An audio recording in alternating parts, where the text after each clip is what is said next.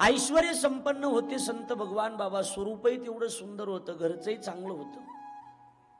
पण बाबांना माहित होतं, संतांना माहित होतं, ज्यावेळेला आपण प्रपंचाचा विचार करू त्यावेळेला आजपर्यंत प्रपंचानं कुणाला समाधान दिलेलं नाही, आपल्याला कसं काय समाधान मिळेल. नाथ महाराजांची ओवी, प्रपंच जरी सुख जोडे तरी का सेविती गिरीकडे, राज्य टाकून गेले थोडे ते काय वेडे म्हणावे. प्रपंचाचा त्याग करून काही लोक डोंगरावर जाऊन बसले, वेडे होते म्हणून नाही, त्यांना बायका मिळाल्या नाहीत म्हणून नाही, तर त्यांना माहिती प्रपंचानं आजपर्यंत कोणाला समाधान मिळूच दिलेलं नाही.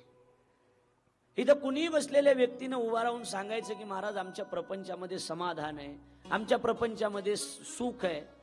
प्रपंच आणि सुख या दोन गोष्टी कधीच एकत्रित येऊ शकत नाही. भागवतामध्ये त्याचा उल्लेख आहे. प्रपंच वेगळा विषय आणि सुख समाधान हा वेगळा विषय. ऐकताय तुम्ही सगळे, लक्ष देऊ.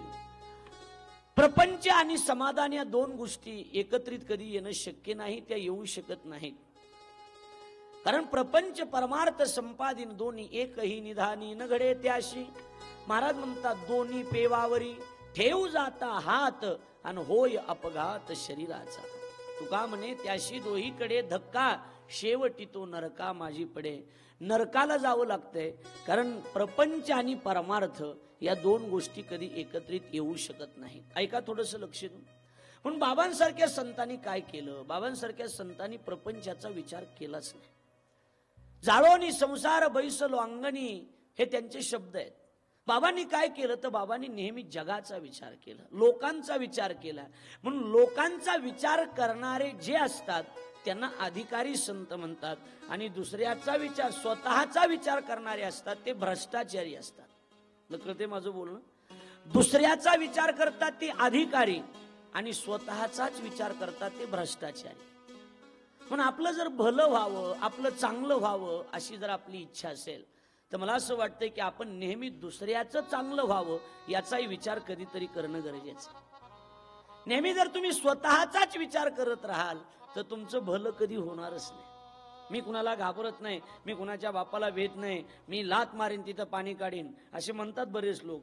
मला एक जण मला लात मारीन तिथं पाणी काढीन, म्हटलं मग तू आमच्याकडे चल, डोंगरामध्ये पाणी कमी, तिकडे लात हान. विनाकारण कुठं काही बोलून जमत नाही. काही बोलून जमतं का? एक जण म्हणला मी वाघ आहे, वाघ वाघ आहे म्हणला, वाघ म्हणले नुसतं म्हणायलाच वाघ आहेस का? आडनावाचा वाघ आहे, आडनावाचा वाघ आहे, वाघायला बी वाघच आहे म्हणला. मग म्हणले मग घरी गेले मांजर कस काय होतो? नाही म्हणला मी घरी गेले बी वाघच आहे, पण वरी दुर्गादेवी बसती म्हणला म्हणून वाघ नाही. लक्षात आलं माझं बोल? आपण कोण आहोत, आपण काय आहोत, आपण कशा पद्धतीने जगतो आहोत याचा विचार आपणच करतो. आपण, मी कालही बोललो की आपण कुठून आलो तर कुठं जायचं हेच आपल्याला माहित नाही, आपल्याला काय करायचं याचा विचार आपल्याला माहित नाही. पण या सगळ्या गोष्टीचा विचार संतांनी केला, सगळ्या गोष्टीचा विचार बाबांनी केला. म्हणून तर बाबांचा हा सप्ताह आज इथपर्यंत एवढ्या मोठ्या दिमाखामध्ये संपन्न होतोय, साजरा होतो. बाबांचा सोहळा एवढ्या आनंदात साजरा होण्याच्या पाठीमागचं कारण काय असेल तर एकच आहे की ते स्वतःसाठी कधी जगलेच नाही, ते जगले ते दुसऱ्यासाठी जगले. आपलं भलं नक्की होणार आहे, पण आपल्या भल्यासाठी आपण नेहमी इतरांसाठी सुद्धा थोडंफार जगणं गरजेचं आहे. आम्ही हमेशा सांगतो स्वतःचा तर विचार करा, पण स्वतः बरोबर नेहमी दुसऱ्याचा विचार करा. कधीतरी दुसऱ्याचा विचार केला पाहिजे, आणि जी दुसऱ्याचा विचार करतात ती माणसं नेहमी मोठी होत असतात. आम्ही सांगत असतो, एक मनुष्य गाडीमध्ये बसला आणि गाडीमध्ये बसून देवाच्या दर्शनाला निघाला. महालक्ष्मीच्या देवीच्या दर्शनाला कोल्हापूरला त्याला जायचं होतं. गाडीमध्ये बसून निघाला होता. ऐकताय ना तुम्ही? गाडी निघाली होती. 1 लाख रुपयाचं बंडल खिशामध्ये टाकलं होतं. घरातले सगळे माणसं गाडीत बसले होते. गाडी निघाली होती, पण गाडी निघायच्या वेळेला गावातला एक अतिशय गरीब रामभाऊ नावाचा मनुष्य पाटलांच्या गाडीजवळ उभा राहिला, आणि पाटलांच्या गाडीजवळ उभा राहून म्हणतोय, पाटील पाटील तुम्ही महालक्ष्मी देवीच्या दर्शनाला चाललाय पाटील. पाटील तुम्हाला विचारणं बरं नाही पाटील, पण पाटील खरं सांगतो मुलीचं लग्न जमलंय आणि आजच्या आज लग्न करायचंय पाटील. फक्त 10,000 रुपयाची गरज आहे, 10,000 रुपयाची. काही करा पण तेवढे 10,000 रुपये तुम्ही मला द्या. पाटलांनी गाडीतून खाली उतरले. रामभाऊ म्हणतोय, पाटील मरताना देवाचं नाही पण तुमचं नाव घेतल्याशिवाय मरणार नाही पाटील. पाटील माझी विनंती आहे 10,000 रुपये द्या. पाटलानं सामान गाडीतलं खाली टाकलं. पाटील गाडीतून खाली उतरले आणि गाडीतून खाली उतरून त्याच्या हाताला धरलं, लग्न मंडपात नेलं. 10,000 रुपये नाही दिले, 1,00,000 रुपये घेतले आणि 1,00,000 रुपये त्याच्या हातावर ठेवले आणि सांगितलं, रामभाऊ चल मी देतो तुझ्या मुलीचं लग्न लावून. त्यावेळेला त्यांनी सांगितलं की पाटील तुमच्या महालक्ष्मीचा दौरा. त्यावेळेला पाटलांनी सांगितलं, रामभाऊ मी जर तुझ्या गरीबाच्या लक्ष्मीचं लग्न लावून दिलं तर कोल्हापूरची महालक्ष्मी आपोआप माझ्या घरी आल्याशिवाय. मला वाटतं कथा तर आपल्याला माहितीच आहे, कीर्तन तर आपल्याला माहितीच आहे, ते तर आपण नेहमी ऐकतोच आहेत, करतोच आहेत.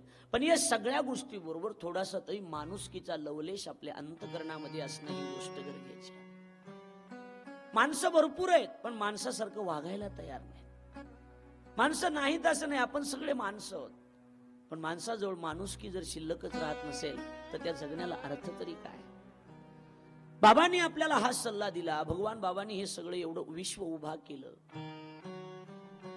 त्रासातून विश्व उभा केलं. साधू संतांमध्ये संतांना सगळ्या संतांना त्रास झाला, म्हणजे सगळ्या संतांबरोबर बाबांना सुद्धा खूप त्रास झाला.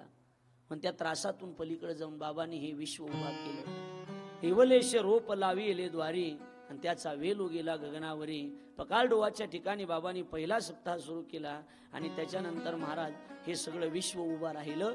10-20 लोकांमध्ये सुरू केलेला उत्सव आज 10-20 लाख लोकांमध्ये येऊन पोचला. याच्या पाठीमागं संत भगवान बाबाचा त्याग ही गोष्ट लक्षात. त्यागाची कथा, भक्तीची कथा आणि सेवेची कथा, ज्ञानाची कथा, वैराग्याची कथा म्हणजे श्रीमद भागवताची कथा आहे. आणि त्या कथेचा विचार आपण करत आहोत. महात्म्य प्रकरणाचा विचार करत असताना महात्म्य प्रकरणामध्ये आपण त्या ठिकाणी धुंदुकारीचा सुद्धा उद्धार झाला तिथपर्यंतची कथा आपण पाहिली की पाप्यातला पापी असणारा, दुराचारी असणारा, दुरात्मा असणारा, पिशाच्य योनीला प्राप्त झालेला, भूत झालेला असणारा तो, त्याला सुद्धा त्या ठिकाणी ती गती प्राप्त झाली आणि वैकुंठामध्ये जगाच्या मालकाजवळ त्याला जागा मिळाली. त्याचा परिणाम काय असेल तर गोकर्ण महाराजांनी श्रीमद भागवताची संहिता त्याच्या कानावर टाकली. भागवताच्या संहितेच्या नंतर धुंदुकारीचा उद्धार झाला आणि धुंदुकारीचा उद्धार झाल्याच्या नंतर गावातले सगळे लोक त्या ठिकाणी गोकर्ण महाराजाकडे गेले आणि म्हटले, महाराज कथा तर आम्ही ऐकली होती, कथा फक्त धुंदुकारीनं ऐकली असं नाही, आम्ही कथा ऐकली, आम्हाला का देवानं वैकुंठाला नेलं नाही.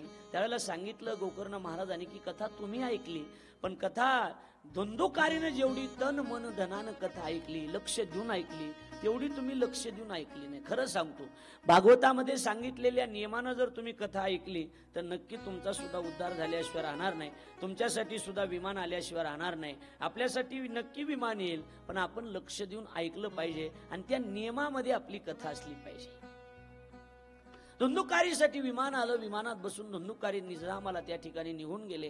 गावातल्या लोकांनी विचारलं आणि नंतर श्रावण महिन्यामध्ये नंतर एकदा गोकर्ण महाराजांनी त्या ठिकाणी श्रीमद भागवत कथेला आरंभ केला. गावातले सगळे लोक कथा ऐकण्यासाठी आले आणि गावातल्या सगळ्या लोकांना विमानामध्ये बसून वैकुंठाला, सगळं गावच वैकुंठाला गेलं असं भागवतामध्ये उल्लेख आहे. श्रीमद भागवत कथा श्रवण करण्याचा फायदाच असा आहे. म्हणून आमच्या संतांनी सुद्धा, जगद्गुरु तुकाराम महाराजांनी सुद्धा आग्रह केलाय की बाबा तुम्ही भागवताचं श्रवण करा.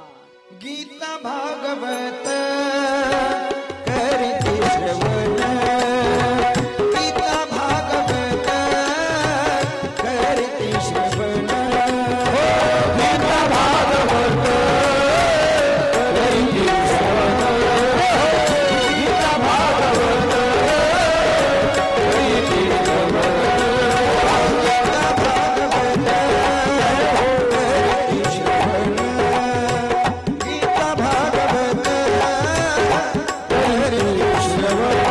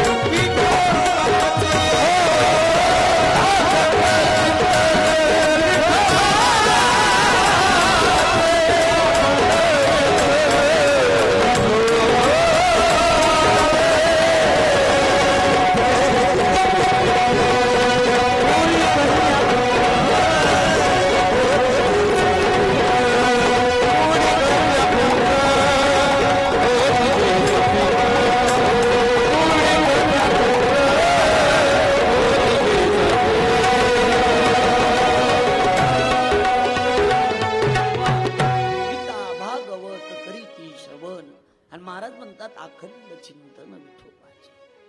देवाचं अखंड तुवानं चिंतन करणं, गीतेचं श्रवण करणं, भागवताचं श्रवण करणं, या सगळ्या गोष्टी महत्वाच्या. कारण जगावं कसं हे गीतेनं शिकवलं असेल. ज्यावेळेला अर्जुनाला मोह झाला त्यावेळेला त्या मोह बंधनातून काढण्याचं काम भगवान कृष्ण परमात्म्यानं अर्जुनाला गीता सांगितली. सांडी हे मूर्खपण आणि उठी गे धनुष्यबाण. अर्जुना उठ, मूर्खपणा सांड. जगावं कसं हे गीतेनं शिकवलं असेल, पण मरावं कसं हे राजा परीक्षितीला भागवतानं शिकवलंय. गंगा मैयाच्या किनाऱ्यावर शुकदेव भगवंतांनी राजा परीक्षितीला वर्णन करून सांगितलेली कथा म्हणजे श्रीमद भागवत आहे. भागवत ग्रंथाची महती स्वर्गातल्या देवांना कळाली. ऐकाय तुम्ही लक्ष देऊन तुम्हाला ऐकायला येते ना तुम्हाला तरी? बर, आम्हाला तर येत नाही, पण तुम्हाला आलं बस झालं. ज्यावेळेला भागवताची महत्वी देवांच्या कानावर गेली त्यावेळेला सगळे देव, स्वर्गातले देवता लोक शुकाचार्यांच्या जवळ आले आणि शुकाचार्यांच्या जवळून शुकदेवांना विचारायला सुरुवात केली की महाराज, हे भागवताचं कथेचं अमृत तुम्ही कुणाला देताय? म्हणजे राजा परीक्षितीला. त्याला मरण त्याचं जवळ आलंय म्हणून त्याला तुम्ही हे भागवत कथा सांगताय. आमची विनंती आहे, स्वर्गातलं अमृत आम्ही राजाला देऊ म्हणजे तो राजा अमर होईल, आणि भागवताचं जे कथामृत आहे ना, ते भागवताचं कथामृत तुम्ही आम्हाला द्या. त्याला शुकदेवाने विचारलं की, देवतांना सांगितलं की हा विषय माझा नाही, हा विषय राजा परीक्षितीचा आहे. तुम्ही राजाला विचारा की राजा जर म्हणत असेल तर माझी काहीच हरकत नाही, तुम्ही राजाला विचारा. त्यावेळेला सगळ्या देवतांनी, देव लोकांनी राजाला विचारायला सुरुवात केली की राजा, हे कथामृत आम्हाला दे आणि स्वर्गातलं अमृत तुला देतो म्हणजे तू अमर होशील. पण वाक्य नीट ऐका. राजानं सांगितलं की देवांना राजानं सांगितलं की महाराज, मला हे थोड्या दिवसापुरचं अमरत्व नको आहे. कारण आता जरी मी अमृत घेतलं, प्राशन केलं, तरी कधी ना कधी मला मरण हे मात्र येणारच आहे. मी मरणारच आहे. मला ते अमृत नको आहे. मला तर कथामृत होऊन कायमच मुक्त व्हायचंय. कारण स्वर्गातलं अमृत घेतलं तर मी अमर होईल, पण कथामृत जर घेतलं तर परमानंद माझ्या जीवनामध्ये प्राप्त होईल, आणि तो परमानंद, तो बिंदू माझ्या जीवनामध्ये प्राप्त झाला पाहिजे, ही माझी इच्छा आहे. देवता लोक माघारी गेले. माझ्याकडे लक्ष द्या, माघारी गेले सगळे. इकडे बघा माझ्याकडे. आणि ब्रह्मदेवाला ही बातमी ज्यावेळेला कळाली त्यावेळेला ब्रह्मदेवानं काय केलं, तराजू घेतलं आणि एका पारड्यामध्ये श्रीमद भागवत कथामृत ग्रंथ ठेवला, आणि एका पारड्यामध्ये, ऐकताना तुम्ही लक्ष देऊन, स्वर्गातलं अमृत ठेवलं. तर स्वर्गातल्या अमृतापेक्षाही श्रीमद भागवत कथामृताचं पारड हे जड भरलं. हा अधिकार श्रीमद भागवताचा. ते पारड जड भरलं कारण हे कथामृत आहे. कथा त्रिवेणी संगम, देव भक्त आणि नाम. महाराज म्हणतात याच्यामध्ये देवाची कथा आहे, याच्यामध्ये संतांच्या म्हणजे भक्तांच्या कथा आहेत. कारण याच्यात ध्रुवाची कथा आहे, याच्यात विदुराची कथा आहे, या सगळ्या कथा आहेत. आणि याच्या बरोबर भगवंताच्या नामाची सुद्धा कथा, अजामेळेची कथा सुद्धा याच्यात आहेच. म्हणजे नामाची कथा सुद्धा याच्यात आहे. म्हणजे ही फक्त देवाची कथा नाही, ही फक्त भक्तांची कथा नाही, ही फक्त नामाची कथा नाही, तर देव, भक्त आणि नाम या तिन्हीचा संगम म्हणजे श्रीमद भागवत महापुराण. ऐकताय तुम्ही सगळे लक्ष देऊन? असं मी समजतोय, तुम्ही ऐकताय का नाही मला माहित नाही, पण मी समजतोय. आणि मग त्यावेळेला ही भागवत कथा अमृत धुंदुकारीनं सगळ्या गावाला सांगितलं. सगळं गाव त्या ठिकाणी, गावाचा उद्धार झाला. 6 अध्यायामध्ये महात्म्य प्रकरण पद्मपुराणांतर्गत त्या ठिकाणी वर्णन करून सांगितलं. आणि नंतर या ग्रंथामध्ये त्या ठिकाणी 18,000 श्लोक आहेत. या ग्रंथामध्ये त्या ठिकाणी 12 स्कंद आहेत आणि या ग्रंथामध्ये 335 अध्याय आहेत. आणि हा ग्रंथ जो आहे, इकडे लक्ष द्या, मी सांगितलंय की त्या ठिकाणी की हा ग्रंथ कशा कशा पद्धतीनं आपल्यापर्यंत पोहोचत झाला आणि आपल्यापर्यंत कसा आला याचं वर्णन मी आपल्याला करून सांगितलं. आणि मग याच्यामध्ये 12 त्या ठिकाणी स्कंद आहेत. पहिला स्कंद जो आहे तो पहिला स्कंद म्हणजे अधिकार स्कंद आहे. अधिकार स्कंद म्हणतात. कशाला म्हणतात अधिकार? ज्याच्या ज्ञानाने मुख्य ग्रंथामध्ये प्रवेश केला जातो त्याला अनुबंध किंवा अधिकार असे म्हणतात. कारण अनुबंधाशिवाय ग्रंथामध्ये प्रवेश करता येत नाही. लक्षात येते माझं बोलणं? कारण मुळातच ग्रतिबंधने नावाच्या धातूपासून ग्रंथ शब्द तयार होतो. आता हे तुम्हाला काही कळणार नाही, काही लोकांना कळेल. ग्रतिबंधनी नावाच्या धातूपासून हा ग्रंथ शब्द तयार होतो. ग्रती येते, विधी येते, विधी विधानी ज्ञाना आणि ग्रती येतने अस्मिन ग्रंथ. ग्रतिबंधने, बंध बदनाती म्हणजे बांधणे, सुनिश्चितीकरण ग्रती गुंफणे, ग्रती बांधणे, विधी विधानाय ज्ञानाय ग्रती येतने अस्मिन ग्रंथ. गुरुजी ग्रंथ शब्दाची व्याख्या करत असताना त्याला ग्रंथ म्हणतात विधी विधानाधिकाचं ज्ञान ज्याच्यामध्ये गुंफल्या गेले, बांधल्या गेले, त्याचं नाव ग्रंथ आहे.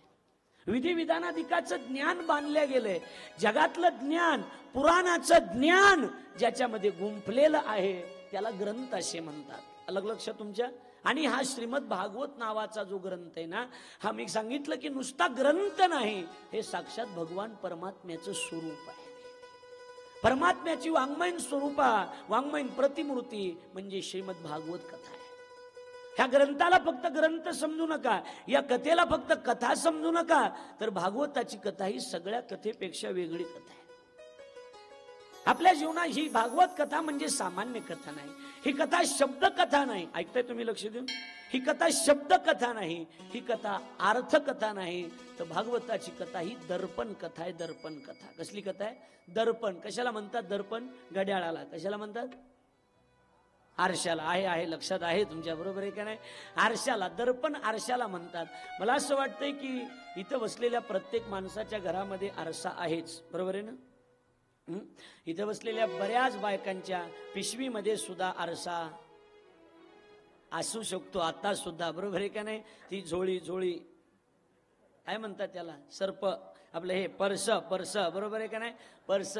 त्या पर्समध्ये सुद्धा असू शकते. गुरुजी मला एकदा सापडली होती आळंदीत. आमचे दराडे महाराज आहेत, त्यांना मला सापडली आळंदीत पर्स. मी धर्मशाळेत नेली. तिथं नेल्याच्या नंतर 2 तास सापडली, काहीच नाही सापडलं. 2 तासाला दराडे महाराजाला टिकल्याचं पाकिट सापडलं. ते मला म्हणले महाराज याच्यात टिकल्यात. म्हटलं किती? म्हणले 6. मी म्हणलं 3 तू लाव, 3 मला लाव. चल आता काय करतात, काही नसल्यावरच काय करतात त्याच्यामध्ये.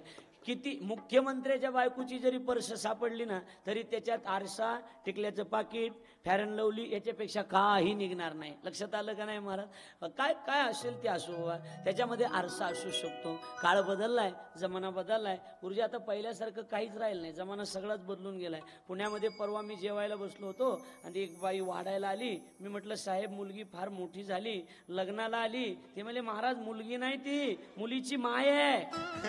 आता ते जागा घातल्यामुळे मला मिळत नाही नेमकं कोण आहे कोण नाही. काय सांगता सांगा. गोपाल कृष्ण भगवान की जय. काय सांगणार, जमाना बदलून गेलाय, पहिल्यासारखं राहील नाही. तुमच्या काळामध्ये पाणी जरी भरायचं म्हणलं तरी कुठं जावं लागायचं पडसाहेब? विहिरीवर जायचं, आडावं जायचं, पाणी शेंदायचं, हंड्या टाकायचा, हंडा घरी आणायचा, रांजणी टाकायचा. होता का नाही त्रास? बोला ना, होता का नाही? आता राहिलाय का भाऊ? आता राहिलाय? आता डायरेक्ट नळाला जायचं, नळी फिरवायची, हंडा भरायचा, आणून टाकायचं, बरोबर? याच्यापेक्षा लोक चॅप्टर झाले साहेब. आता याच्यापेक्षा लोक डायरेक्ट नळाला नळी लावतात, डायरेक्ट नळी रांजणार, बरोबर? अजून 5 वर्ष थांबा, नवऱ्यानं जर पाणी मागितलं तर बाई नळी कोंबणार तोंडात, पी काय प्यायचं तेवढं. जमाना बदलून गेलाय, काळ बदलून गेलाय, पहिल्यासारखं काही राहिलंच नाही ना. आता काय राहिलंय सांगावं? अजून बरं आहे, आपण एखाद्या घरी चहा प्यायला गेल्याच्या नंतर आपल्याला अजून ट्रे मध्ये कप येतो, कपामध्ये चहा येतो, बरोबर आहे का नाही? अजून 10 वर्षाला ही सिस्टीम बंद होऊन जाणार आहे. आता 10 वर्षाला गुरुजी ही सिस्टीम राहणार नाही. आपण गेल्याच आता आपल्या नारळी सप्ताहाला सुद्धा आता पंक्तीत ना, इथून पुढे ही सिस्टीम राहणार नाही. जेवायच्या मशनी येणार आहे, जेवायच्या. आता चपात्या करायच्या मशनी नाहीत का सांगा बरं? चपात्या करायच्या मशनी नाहीत का? हा, चपात्या करायच्या. कपडे धुयच्या मशीनी आहेत, बरोबर? कपडे वाळवायची मशीन आहेत, बरोबर? पापड बनवायची मशीन आहे, सगळ्या मशीनी आहेत. आता जेवायच्या मशीनी आहे ना. इथं आल्या साठे महाराज आले का? हो. जेवायचे का? हो. घाला मशीन मध्ये.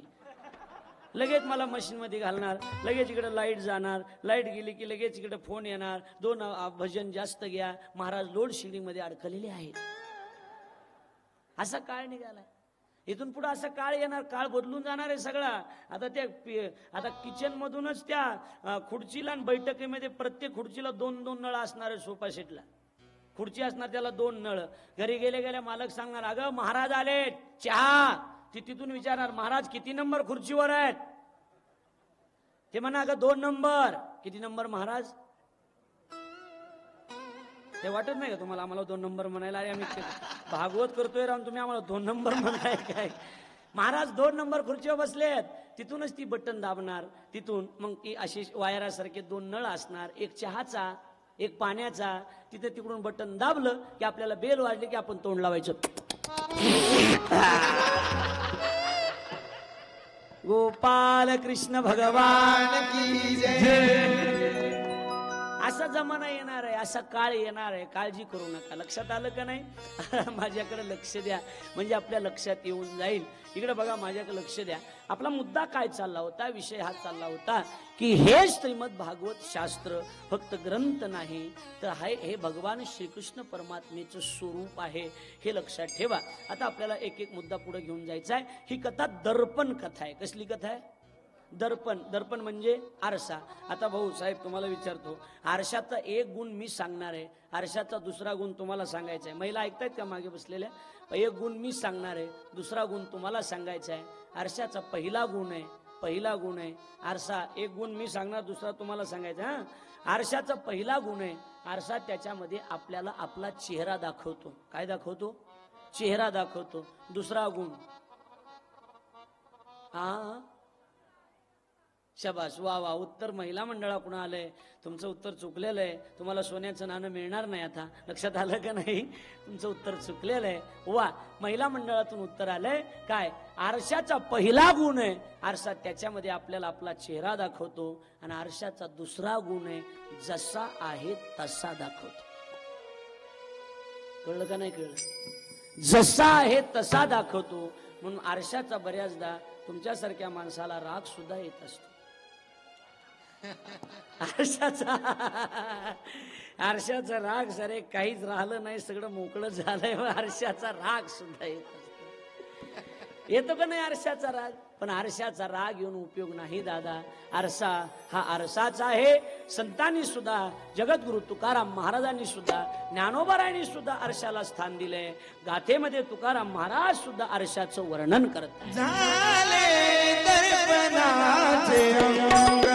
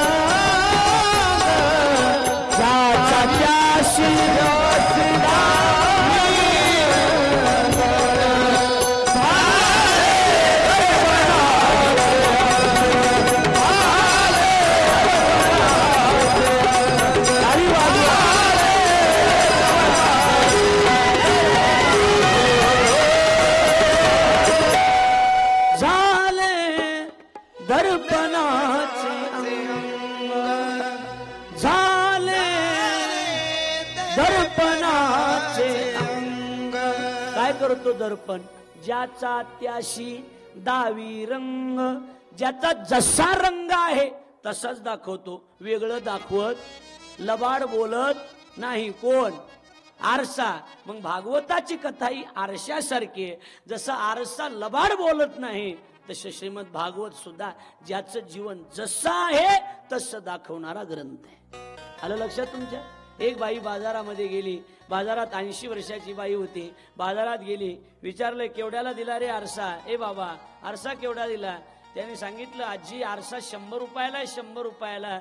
बघू दे म्हणे इकडं आरसा. आरसा घेतला, असं बघितलं, काय लबाड बोलतो म्हणे, 100 रुपये कुठं किंमत असते का आरशाची? अरे हा आरसा तर आमच्या लहानपणी 2 रुपयाला येत होता आणि त्याच्यात तोंड सुद्धा चांगलं दिसत होतं.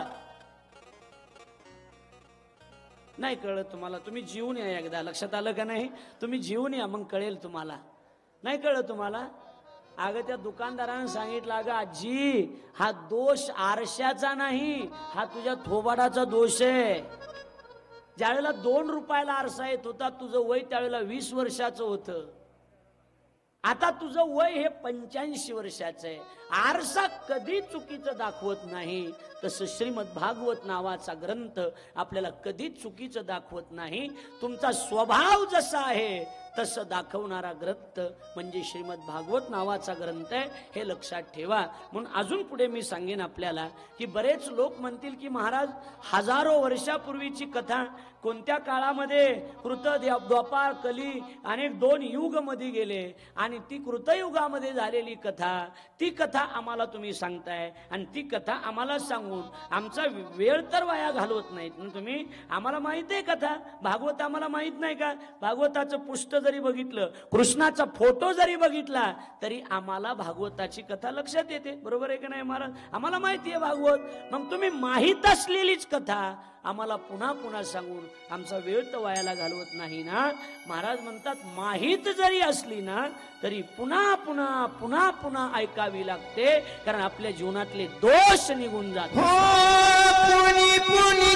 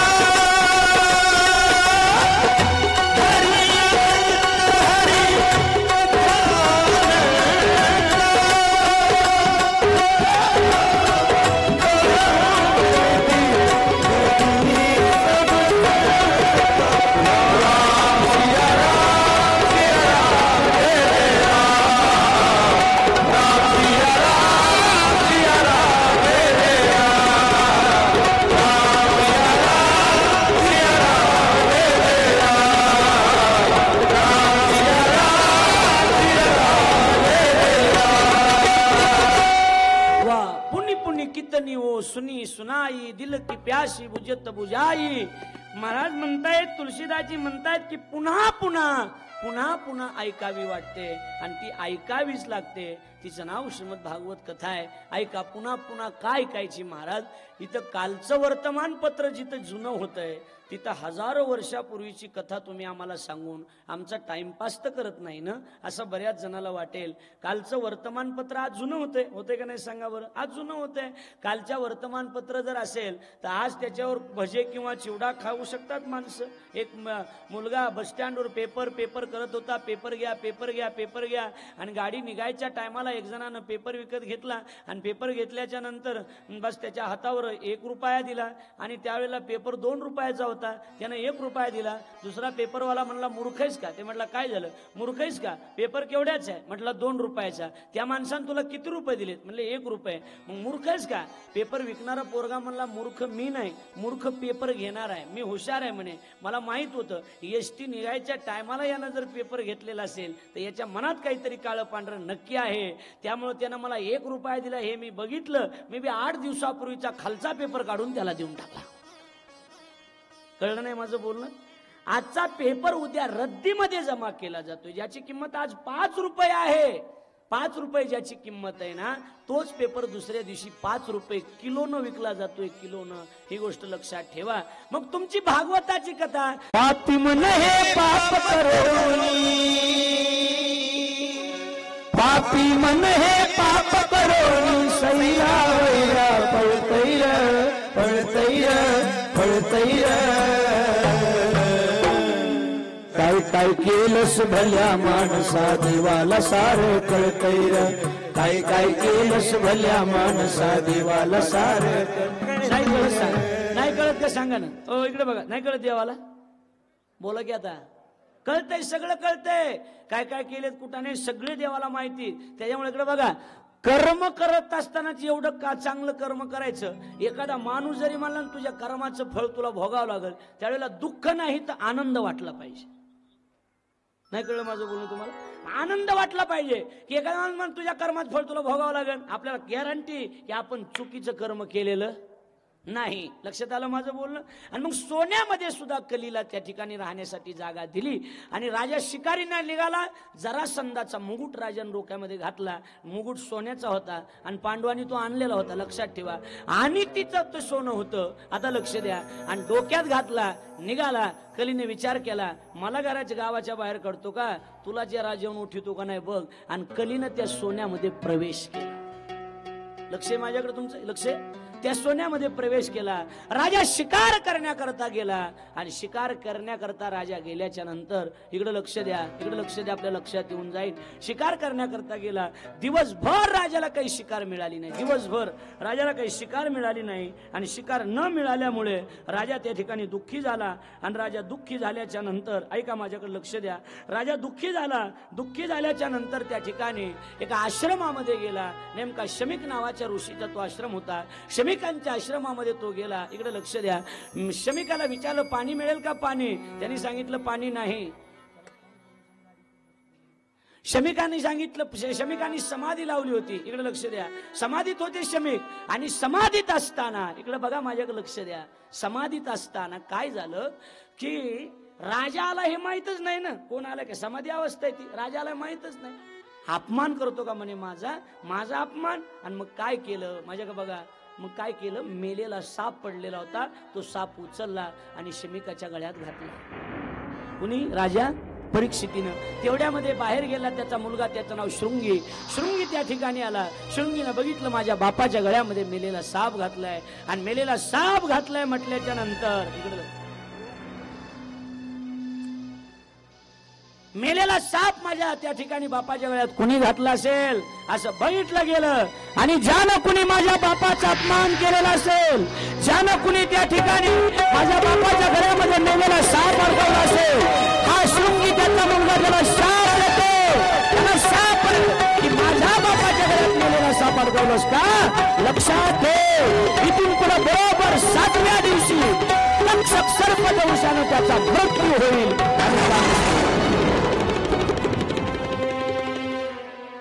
लक्षात आलं बोलणं? शाप देऊन टाकला. इकडे बघा, थोडं राहील आता. समाधीतून ज्या वेळेला बाहेर आले आणि समाधीतून बाहेर आल्याच्या नंतर बघितलं, अरे बापरे, मेलेला साप. आणि शृंगी तर एकदम रागात. शृंगी काय झालं? बाबा तुमच्या गळ्यात मेलेला साप अडकवला. कुणी अडकवलाय माहित नाही. त्याला शाप दिलाय की 7व्या दिवशी तक्षक सर्पदंशाने त्याचा मृत्यू होणार आहे. बघा ना माझ्या ध्यान लावलं आणि बघितलं आणि वाईट वाटलं. म्हणले अरे काय केलं शृंगी? म्हणले काय झालं बाबा? तू शाप दिलास ना, जो आपला आधार आहे त्याला तू शाप दिलास. राजा परीक्षित आला होता. बाबा शाप तर दिलाय, आता एकच आहे, जा राजाला जाऊन सांग म्हणाव 7 दिवसामध्ये तुझा मृत्यू होणार आहे. काहीतरी उपाय असेल तर तू उपाय कर. शृंगी ऋषी राजाच्या दरबारात आले. राजाच्या दरबारात उभा राहिले. शौनकादी ऋषींना सूत महर्षी नैमिषारण्यामध्ये ही भागवताची कथा वर्णन करून सांगतात. आणि दारात आल्याच्या नंतर इकडे लक्ष द्या, दारात आल्याच्या नंतर त्या ठिकाणी सांगितलं गेलं, राजा माझ्या बापाच्या गळ्यात मेलेला साप अडकवलास, तुला शाप आहे. 7व्या दिवशी तक्षक सर्पदंशानं तुझा मृत्यू होणार आहे. माझ्या बापानं तुझ्याकडे पाठवलंय, काही पर्याय करता आला तर बघ. राजानं त्याच दिवशी सर्वस्वाचा त्याग केला आणि राजा गंगा मैयाच्या किनाऱ्यावर त्या ठिकाणी ध्यान लावून बसला. कुणीतरी महात्मा येईल आणि कुणीतरी महात्मा येऊन माझं त्या ठिकाणी उद्धार करीन वाट बघत बसला. वाट बघत बसल्याच्या नंतर अचानक त्याच ठिकाणी शुकाचार्य महाराजांचं आगमन झालं आणि शुकाचार्य महाराजांनी भयभीत झालेल्या राजाला विचारलं की राजा नेमकं काय झालंय, कशासाठी तू या ठिकाणी, का बाबा कशासाठी, काय झालंय, का बसलास इथं? मी वाट बघत बसलोय. कुणाची वाट बघत बसलात? कुणीतरी एखादा महात्मा येईल आणि कुणीतरी एखादा महात्मा येऊन त्या ठिकाणी माझा उद्धार करीन अशी माझी इच्छा आहे, त्यासाठी मी या ठिकाणी वाट बघत बसलोय. ऐका, त्यावेळेला शुकाचार्य महाराज म्हणतात की राजा घाबरू नकोस. काय झालंय, मला शाप झालाय महाराज, 7व्या दिवशी मी मरणार आहे, माझा काही उद्धारासाठी काही साधन असेल तर बघा. आणि शुकाचार्य महाराजांनी राजा परीक्षितीला त्या ठिकाणी, लक्ष द्या, राजा परीक्षितीला त्या ठिकाणी सांगितलं, काळजी करू नकोस, मी आहे, साधू जर सोबत असतील तर घाबरायची काहीही गरज नाही. आणि त्या ठिकाणी महाराज, आता लक्ष द्या, आणि मग दुसऱ्या स्कंदामध्ये वर्णन करत असताना शुकाचार्याची राजा परीक्षितीची त्या ठिकाणी भेट झाली आणि शुकदेवानी राजा परीक्षितीला श्रीमद भागवत कथा वर्णन करून सांगायला सुरुवात केली दुसऱ्या स्कंदामध्ये. आणि तिसऱ्या स्कंदाच्या प्रारंभी शुकदेव बोलतात की राजा तुझ्या प्रश्नासारखे अनेक प्रश्न आहेत आणि ते अनेक प्रश्न आपल्याला सोडवायचे आहेत. राजाचा पहिला प्रश्न आहे, राजा म्हणतोय, महाराज, मरणासन्न अवस्थेमध्ये झाल्याच्या, मरणासन्न अवस्था माणसाला प्राप्त झाल्याच्या नंतर मनुष्यानं काय करावं, आता माझं मरण जवळ आलंय, मी नेमकं काय करावं. आता खरी सुरुवात होते राजा शुकदेवानी राजा परीक्षितीचा संवाद. पहिला संवाद शूत आणि शौनकाचा, दुसरा संवाद शुकदेव आणि राजा परीक्षितीचा. सांगितलं की मरणासन्न अवस्थेमध्ये जर मी असेल तर माझ्या उद्धारासाठी मी काय करावं. त्यावेळेला त्याच वेळेला शुकाचार्यांनी सांगितलं की राजा, तू जसा प्रश्न विचारलास हाच प्रश्न एकदा विदुरानं मैत्रेय ऋषीला विचारला होता. मैत्रेयाला विचारला होता. म्हणले हा विदुर कोण आहे. म्हणले हा विदुर एक देवाचा भक्त आहे. हे विदुराचे चरित्र फार मोठं आहे. विदुरानं प्रश्न विचारला होता आणि विदुरानं प्रश्न विचारला होता की देवानं ही सृष्टी कशी निर्माण केली. त्यावेळेला देवानं ही सृष्टी कशी निर्माण केल्याच्या नंतर शुकदेव राजा परीक्षितीला वर्णन करून सांगतात की देवाच्या नाभीतून कमळ, त्या कमळापासून त्या ठिकाणी ब्रह्मदेव आणि त्याच्या द्वारा त्या ठिकाणी एका अंगापासून बाई, एका अंगापासून त्या ठिकाणी पुरुष निर्माण झाला. पहिला जो पुरुष निर्माण झाला त्याचं नाव आहे स्वयंभू मनू आणि जी स्त्री निर्माण झाली तिचं नाव आहे शतरूपा राणी. स्वयंभू मनू आणि शतरूपा राणी, ती स्वयंभू मनू आणि शतरूपा राणी त्या ठिकाणी आहेत. आणि स्वयंभू मनू शतरूपा राणी जन्माला आल्यानंतर त्यांना 3 मुली झाल्या आणि 2 मुलं झाले. पहिल्या मुलीचं नाव, नीट लक्ष द्या, पहिल्या मुलीचं नाव देव होती, दुसरी आकुती, तिसरी प्रसूती. 2 मुलं झाले, उत्तानपाद आणि प्रियव्रत. लक्षात आलं का नाही.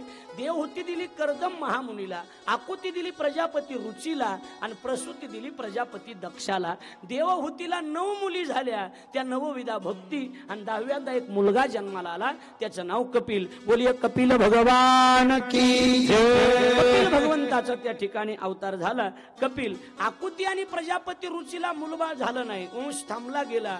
आणि प्रसूती दक्षाला दिली, त्यांना 16 कन्या झाल्या. ऐकताय तुम्ही. 13 धर्माला दिल्या, 14वी अग्नीला दिली, 15वी पितृगणाला दिली आणि 16वी सती ही महादेवाला दिली. लक्षात आलं माझं बोलणं. आणि 2 मुलं जन्माला आले. त्या पहिल्या मुलाचं नाव इकडे लक्ष द्या, पहिल्या मुलाचं नाव आहे उत्तानपाद आणि दुसऱ्या मुलाचं नाव त्या ठिकाणी प्रियव्रत. लक्षात आलं का नाही. मग आता त्या ठिकाणी त्या परीक्षिती राजाला शुकदेव सांगत असताना उत्तानपादाचा वंश आणि प्रियव्रताचा वंश वर्णन करत असताना 4थ्या स्कंदामध्ये उत्तानपादाचा त्या ठिकाणी वंश वर्णन करून सांगितला. म्हणजे उत्तानपाद नावाचा राजा होता, त्याला 2 राण्या होत्या. पहिल्या मुलीचं नाव ऐश्वर्या, आपलं हे ऐश्वर्या काय हे तबल्यावाल्याला काही काम नाही, मी गडबडीने सांगतो. मला पहिल्या पत्नीचं नाव ऐश्वर्या राय म्हणते काय. हा, इकडे लक्ष द्या.